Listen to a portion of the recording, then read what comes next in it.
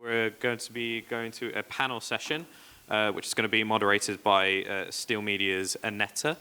So I would like to invite to the stage Martine from Tamalaki, Emil from Funday Factory, Simon from Kite Games, and Hofree from Product Madness. Okay. My name is Aneta, and I'm working for Steel Media. I will be moderating this panel today. And we will be talking about what every game developer needs to know before starting your career in games industry.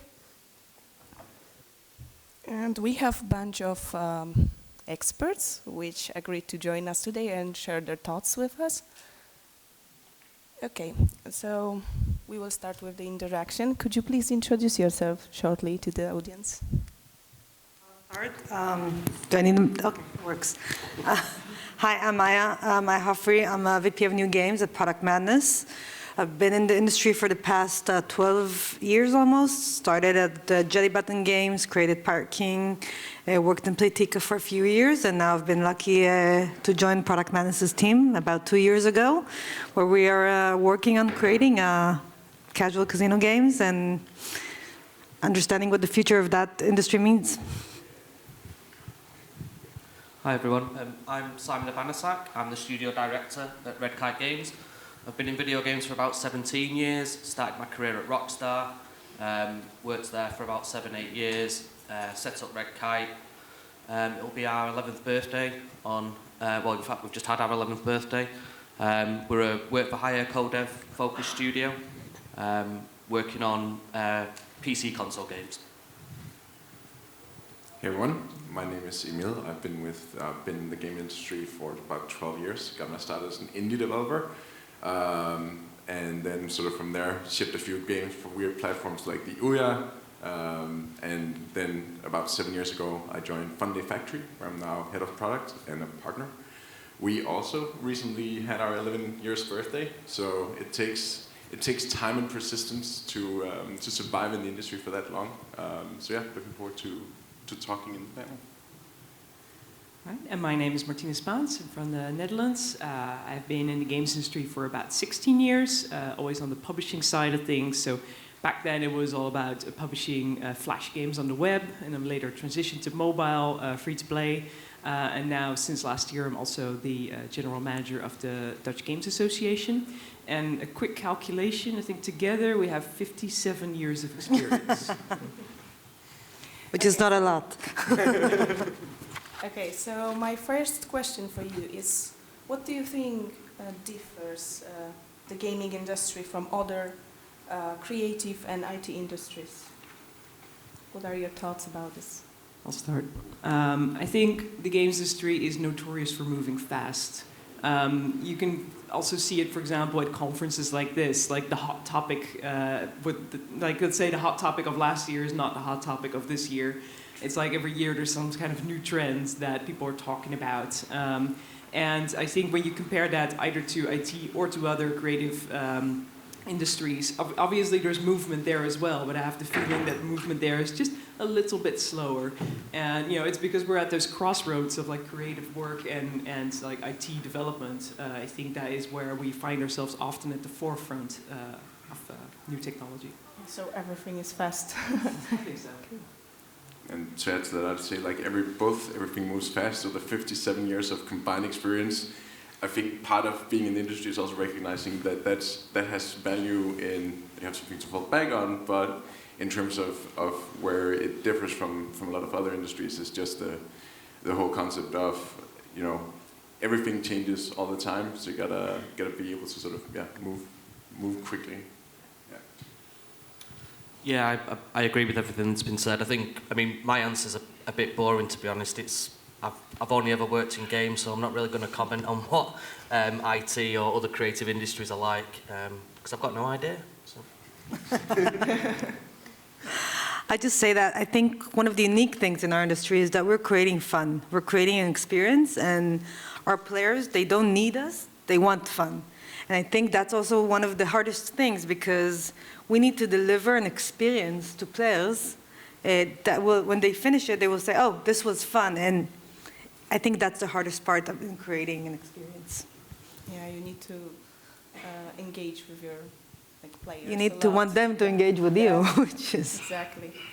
So my next question is, what are the advantages and downsides of working in the game industry? What do you think?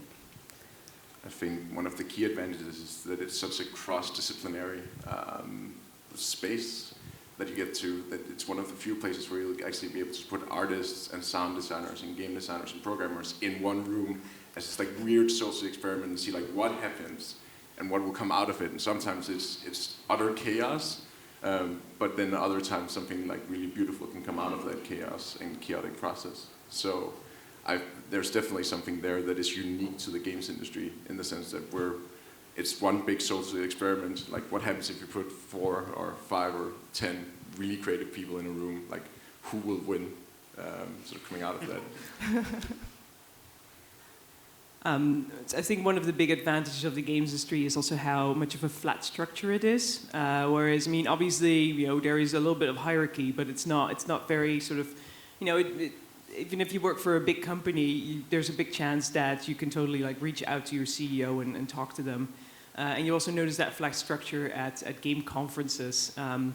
When I usually only go to game conferences, but sometimes I have to go to an ad conference, and no offense to ad people, but my soul dies a little bit when I'm there. It's not really. It's a very, very different environment where it can be fun as well, but it feels more like an in crowd, and game events feel a lot more accessible to, and also open and welcoming to other people. True. I'd say as well with the games industry, it's fair that the majority of people that do get into it, it's a hobby of theirs. It's something that they really enjoy doing, and I think no matter what career you end up kind of pursuing or going into, is that if you can legitimately say that it's a hobby of yours, then you're going to be hopefully more happier more of the time than not. So I think that's something that's really positive about pursuing a career in games, and a successful one is that making games is it's difficult. Making games is really hard, but it should be fun. So most of the time you should be waking up in the morning wanting to go to work. That's very true. I think also one of the advantages and the disadvantages of our industry is that it's very young. It just started. You can see all the regulations are now added to it. You can see how everything transforms. If 10 years ago things were done in one way, now they're done completely different. And we're constantly adapting to these changes and to the growth of the industry. So it's good because we're still even if you're 5 years in the industry, you're almost a veteran, I think. And it gives everybody a fair chance to go and do whatever they want. But the downside is that it's such a young industry and things are not yet established properly, and it's very hard for everybody to find their place there. So I think that's the biggest challenge that we're seeing now. You also asked about disadvantages. Yes. I think obviously a disadvantage of our industry is also because it's hit-driven, right? You're always just as good as your last hit, and just having a big success doesn't necessarily guarantee that you're set for life and you can retire. So I think obviously that is also the fun and excitement of working in basically working on entertainment products and working on something as fun as a game. But it does bring stress with it, right? It's also a bit of a disadvantage. And I think to your point in terms of being passion-driven, there's also a risk in pursuing that hit, that if your first game isn't a hit, you need to make sure that you build yourself up in a company where you're set up in a state where you're not dependent on that first game to be a hit. Because I do think that we occasionally lose out on a lot of talented people who expect their first game to be a massive hit. When that doesn't work out, they burn out because so much of their personal identity has been bound into this concept of, I'm a great game developer, I'm going to go out and do great things, and I'm probably going to do a home run the very first time I'm standing there to bat. And I think the good companies are the ones that set you up to get more turns on the batting stage and give you more shots on the goal. And also where you're not set up in a state where your personal self-worth is tied into the success of the first game you put out. Make sure that you give yourself more shots at the goal, essentially. I'll add to that that in our industry, failing is just a path towards success. It's not if your first game is a success, it probably won't be, and probably even your second, but that doesn't mean that your third or your fourth or your 10th won't be a success. And every failure is another layer towards learning more and becoming a better expert in the genre that you're tackling. And I think that's why you need a lot of strength in order to understand that, but that's the hard part. You need to celebrate failures, and it's nice when I sit here and say it, but it's hard when you're working on a title for a year, you finally launch it, you expect it to be like the biggest hit in the world, and then suddenly it's not yet there. So you need to be able to pass and overcome that. Yeah, so you need to learn on your mistakes and continue, right? No, Celebrate do not them. give up. Yeah. Okay, so my next question for you will be, what are the key general skills every developer should have? And it's like independent of being a programmer, designer, artist, etc. What are your thoughts about this? Name your top 3, please. I think that, there's some obvious ones which, you can say, obviously, communication and passion and those things that are always really important with games. Something that I learned when I was at Rockstar quite early was, I came from a programming background, but then moved into more technical design. Running Red Kite now, I don't get to make games anymore. It's a bit sad, really. But when I was a developer, something I learned and appreciated was having an understanding for what the other people are doing around you.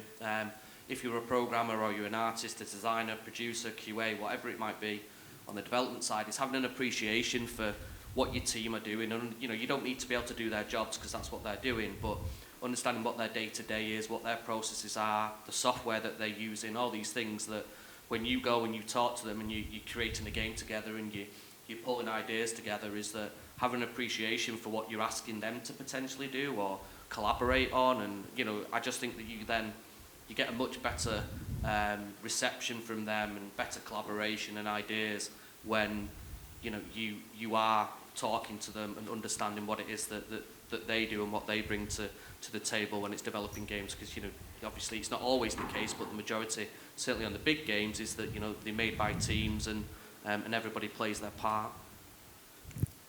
I'll add to that is a lot of it is being a team player. It's not just about you doing the creating. It's about working in a team and understanding that you're dependent on other people and they're dependent on you.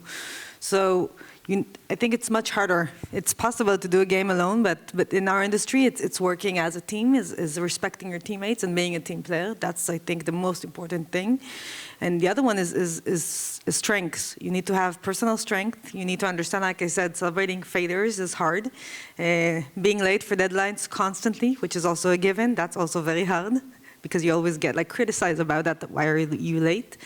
And the last thing is creativity. We need to be creative. We're creating experience, we're creating fun, and I think that's one of the key skills that we need. Great, thank you. Yeah, Emil? And I think in general the creative process is a fragile one, right? Like making games is hard, and setting up an environment. I think Sam from Hyperhippo, who had a talk here about a few talks back, he mentioned this too, that setting up a space where it's safe and open and you're listening to your peers and you understand what you're asking them to do is actually critical in order to allow sort of that creative output to actually flow more freely. Because if you're in a room where you feel like your ideas might get judged, then maybe you have a great idea, but that will never be surfaced to the team because they don't feel safe. So I think spending some time in the company you're in or on the team you're working with in order to not just make games, but actually go out and learn each other, bond, and do social activities together that are not necessarily related to the creation of the game can actually pay off great dividends in terms of creating creating a space where creative boundaries are more sort of open. Yeah, the only one I'd like to add to this great list is being able to process feedback. Because working in a creative industry, the chance is very big that you're working on something that's close to your heart and that you grow attached to, and then it becomes extra difficult to really receive and process feedback very well. But it's it's important also to really listen to, you know, what not only your peers and colleagues, but also what your players are saying about it, and learn to take sort of the valuable bits of that. So that's the skill I'd like to add to this list. I think as well that we've all touched upon or mentioned kind of team and the team dynamic there, and I think something in games that I've always felt has been important is, you know, leaving egos at the door as well. I think that goes a long way. Being completely blunt, not being a dickhead goes a really long way in video games. So.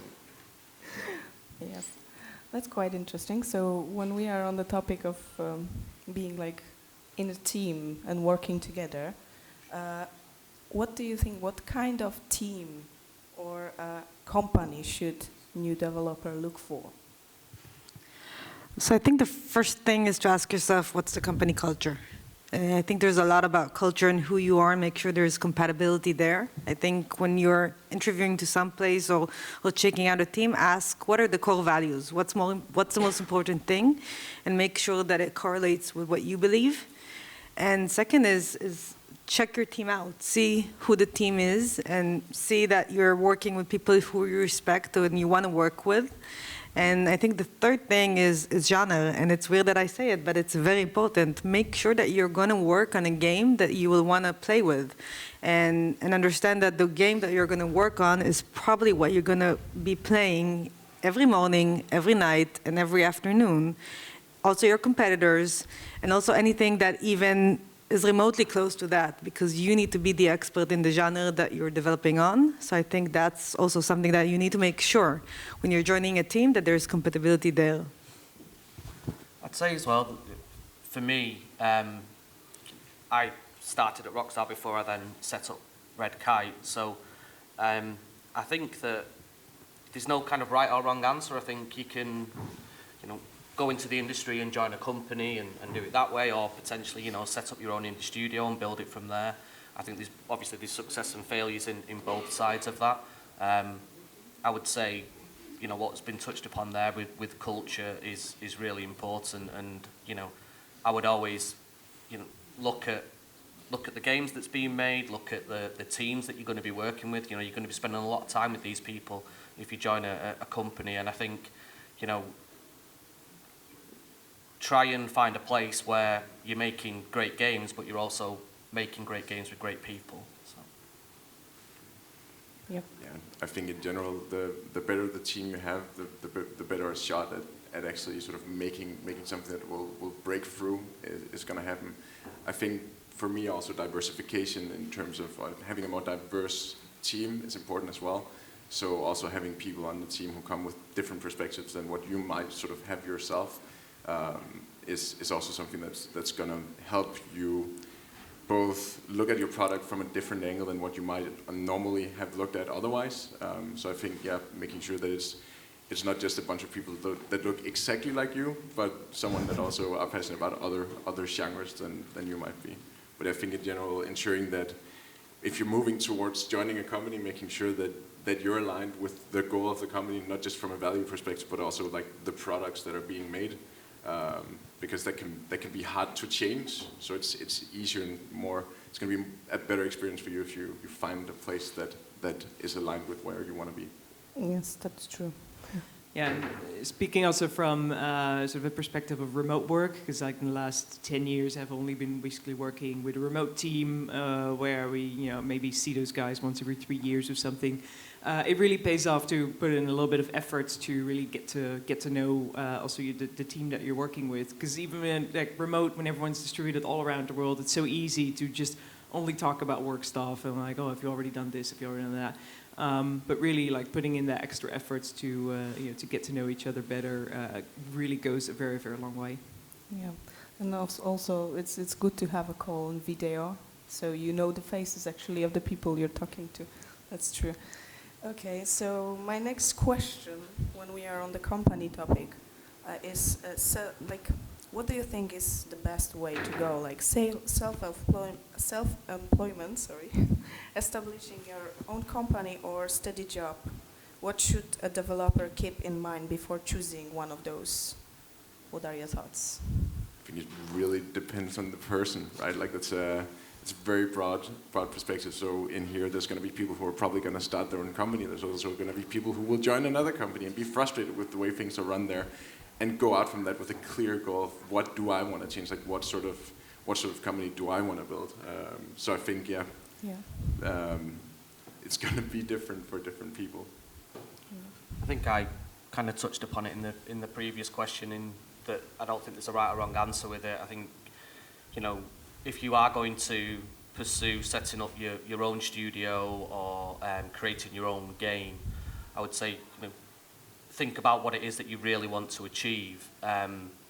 When I decided to set up Red Kite, it wasn't actually really we had this killer game idea and we want to make a game. It was actually about building a business and thinking, well, okay, well, we want to provide a service, and what is the service that we can provide that's going to mean that this business can be successful. So, and I'd also say that it was, you know, a time kind of on my journey in video games, and also the journey within, you know, my own life personally, where it was the right time for me to go and do it and to give it a shot. Because yeah, building a business is you know, it's easy to start a business, it's hard to keep it going. So, you know, I think, you know, really have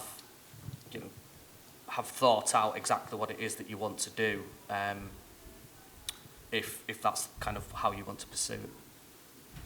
Yeah, I will add that it's hard creating a game, even if you're part of a big company, but it's even harder if you're doing it alone or if it's your own company. I think that's the hardest, because failing is much harder when it's on your back. I think it has a lot to do with the appetite that you have for failure until you succeed. And it's also, like I said, it's a growing industry, and it's not an easy one. It might seem easy. What's the problem? I'll just create a game and then I'll just put it out there and everybody will play it. No, but no, it's not that easy. There's a lot of knowledge to gain, and I personally recommend starting from learning. And the best school for video games, I think, is working in companies with people who have experience and learning from them. And then when you're ready inside and feel, okay, now I feel like I don't have anything left to learn, maybe that's a good time. I can say for me, I always have more to learn, and that's why I've been working in big companies or small companies all my life until now, but maybe someday. But I think it's up to you. It's saying I'm ready for this adventure, because it's hell of an adventure doing it on your own or opening your own studio. And I think that's what is most important. Yes, thank you. And just to add, I think before joining Funday Factory, I helped ran a games incubation space. And one of the things I often saw was like, students who came fresh out of an art school, they were eager to get started in the business and make their own game. And it was often this very first concept, that this big, vast idea that they'd been sitting with and sort of been scraping away for years, and then it launched. And again, like back to the whole like tying your self-worth to that idea. If that doesn't work out, then you know, one, they were shocked that it didn't pan out, and two, they might never come back to the industry. So I think, in a sense, if you're sitting with an idea and think like this could be a big thing, that's cool. Figure out like who you need around you to make that happen. If you think you can do it yourself, spend maybe 6 months or a year somewhere else, because then you'll realize it really takes a village to ship a game. There's so many different components related to it. The whole like the concept of just build it and they will come. That's yeah. It's not true. It doesn't work like that. There's so much competition, no matter which platform you go to pretty much today, that you need people around you, and you need to collect the team to ship the game or partner with a good publisher. If you decide to go it alone, don't be afraid to ask questions. Everyone's friendly. So if you've been talking about if you're talking with a specific publisher, go up to someone more experienced and say, hey, I see you work with this publisher, I've seen you work with this developer, what's your experience there? Because we'll be happy to share both the good and the bad. So hopefully, you know, work with your peers and listen to the community as a whole. We're here to help each other avoid the bad deals and find the good ones. Yeah, and just to add, I mean, consider also, of course, the situation that you're in financially. I mean, if if your idea is like, okay, I can create a company now and I have a runway for about 3-4 months, and then I need to have funds, and I need to have funds coming in. that runway is just going to be too short. So always basically plan for double the time, and make sure that you basically, it's a bad situation when you are halfway in game development and then you need to get a daytime job to continue paying for it. Yeah. Rather have it sort of the other way around. Always plan ahead. Start it next to your daytime job and then build it out to something full time if it's successful. Yeah. Thank you for your insights. So my next question will be, what changed in the gaming industry from the time you started? I would say one of the positive changes I've seen in the games industry has been the idea of crunch becoming something that's disappearing. It's not by no means gone completely, and I don't think it ever will, because again it goes back to the industry being creative and passionate people, and the truth is sometimes we just never know when something's done or when something's good enough. But I've certainly seen this idea of crunch culture and things like that within the games industry it's just far less a thing, and and it's a very positive thing to have seen over my career so far. Yeah, good riddance. Diversity, I would say. When I started in games industry, that was 16 years ago or something, I remember a big company meeting where the company was growing and everyone was excited and they were presenting some statistics also about sort of the company internally. And when the slide came up with sort of the gender equality, and it was like 12% women, you heard all the guys like, whoa, Now, 2023, you can't really imagine that anymore. Now it'd be more like, oh, well, actually only 12%. We need to fix that, And that is like a huge flip that I noticed, and not just when it comes to gender, but really equality kind of across the board. There's way more diversity in teams now that I see, and I wouldn't say we're there yet, but we're definitely on the good track. Great. I'll be a little bit less optimistic, and I think the industry has grown, and I think the hard part now is that it's not enough to have a great idea. You need much more than that. If in the past, if You Build It, They Will Come was very 2012, we launched the game, and suddenly it was a hit game, and the day after we hit 2 million, 4 million down, and that's something that doesn't happen now. There's so much more in order to launch a game, and it's so much more to get it out there. And I think that's the hard part about the industry. The positive part is that it's grown and that it's full of so many talented people. If in the past we're very few and not very diverse, unfortunately, now looking at this room and looking how we teach in school mobile game development or any game development, I think that's the best part about the industry, is that it's grown and become such a fundamental part of our culture. Actually, to riff on the whole culture part, back home I've got a box Barbie doll from 2015, I think. It was the Career Barbie of the Year, which was surveyed as the coolest thing to be among kids and girls in the US, and there was like game developer. So definitely we've stepped out of the shadows and onto the big scene, and I think that comes with both more scrutiny in terms of both legislative and we need to grow up as an industry and be more welcoming to a broader set of people, of course, but also grow up in terms of the way we work and treat our developers to make sure that we don't burn them out. So yeah, we're walking out of the kids' years and moving more towards like teenage years and growing up as an industry. I think that's a really good thing. Yeah. Access to just technology as well. I mean, looking at the game engines that are available to people, you can start learning to make games as early as you want to now. Download Unity, download Unreal, start learning to make games. The resources out there in terms of courses, Udemy, all these kind of things that are accessible. When I was at university, and I'm sure it's the same for other people, is that access to those kind of resources just weren't available then. So I think like now something that has changed is again, and I think it's to do with the maturity of the industry, is recognizing that the way to make this industry as big and the best possible is we need to have a good strong focus on education. And I mean, again, like when I went to university, there was probably a handful of courses up and down the country that you could do that even related to video games. Fair enough, you could do computer science or you could do art and things like that, but you know, now there's, you know, fantastic courses up and down the country helping to bring along the next generation of game developers, and you know, that's been really nice to see over, you know, the last kind of 15 plus years, seeing all that develop. Yeah, everything changed fast. Yeah, and we have much more people interested in game industry these days, right? Okay, so we run out of time already. Thank you for joining us today and sharing your thoughts. And I think Thank you. that's all. Thank you. Thank you.